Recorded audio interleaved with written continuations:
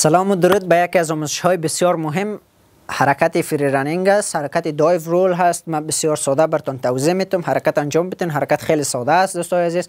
و چون برای یادگیری حرکت فرانت فلیپ که ویدیوی بعدی است، حرکت فرانت فلیپ شما باید دایو رول یاد داشته باشید. حرکت فرانت فلیپ به راحتی یاد بگیرین. حرکت دایو رول ضروری است. خب میریم طرف آموزش. در مرحله اول حرکت قسمت اول پارکور که گفته بودم همون حرکت کلولر میرین. بعد یک کمی بالای موانع میرین، قسمی که در این حرکت خیلی زیاد تمرین کنین، چون در حرکت فرانت فلیپ هم امی حرکت براتون میگم. بعد وقتی از اینجا انجام دادین براتون عادی شد یاردو. بعد حرکت جامپ قدش ترکیب کنین. قسمت 4 آموزش پارکور براتون آموزش داده بودم. حرکت جامپ از اون میرین جامپ، دستایتون میایه و دستا وقتی در زمین میایه سر میره طرف داخل و همون را رول میرین. و در مرحله 4 شما کوشش کنین از بالای همون موانع را که موندین این دفعه از بالای موانع دایو بزنین، چون دایو رول بزنین، چون خیلی مهم است. به حرکت رول و کلوله شما خیلی کمک میکنه. شما رو کمک میکنه تا مراحل و حرکت های بالاتر از این زودتر یاد بگیرین.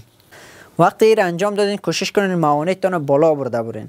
خب ما قسمی که میبینین دوستای عزیز 1 متر و 50 سانتی فکر کنم همین قدری هست که میتونم دایو رول بزنم.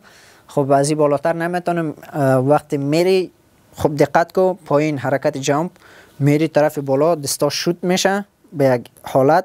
بعد وقتی میای طرف لند روی زمین حتما شما باید روی سبزه یا توشک در کلب داشته باشین امکانات که تمرین کنین. در بیرون سر سمیدی کار را نکنین که خدای نخواسته ستون فقراتتان آسیب نزنین که برای آینده تان ضرر داشته باشه. به همون خاطر باید در یک جای سیف شما باید تمرین کنین. خب ای بود از قسمت 11 آموزش پارکور. حرکت بسیار ساده، حرکت دایو رول از فری رانینگ. امیدوار هستم که شما هم از آموزش ها یک چیزی یاد بگیرین و با کامنت هایتون به من انگیزه بدین.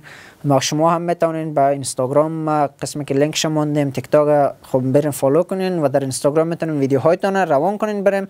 ما میگم که شما اشتباهاتتان چی است و باید شما چیکار کنین. به همین سادگی و این یک همکاری است که من میتونم همراهتون کنم.